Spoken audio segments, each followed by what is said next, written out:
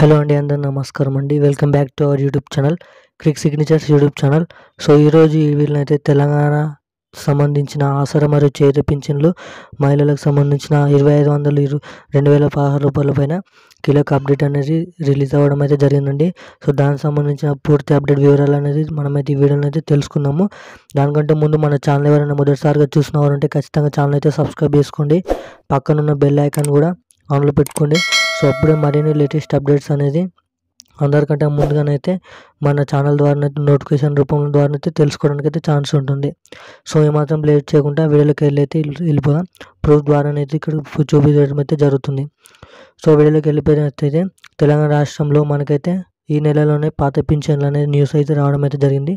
So Telangana రాష్ట్రంలో ఆసరా పింఛన్లు 1-2 రోజుల్లో లబ్ధిదారుల ఖాతాలో జమ కానున్నాయి.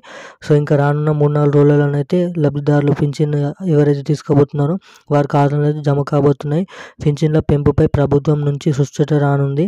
నెలలోనే పాత పింఛన్లు జమ చేయనున్నారు. ఈ నెలలో కూడా మన కొత్త పింఛన్ అనేది జమ కావు, పాత పింఛన్లనే జమ చేయడానికి అయితే కసరత్తు చేస్తుంది.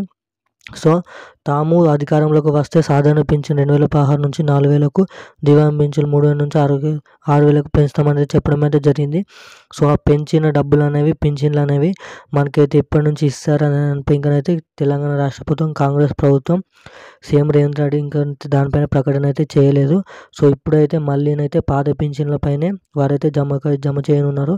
పాత పింఛన్లే రానులలో అయితే మీ ఖాతాలో అయితే జమ అవుతుంది.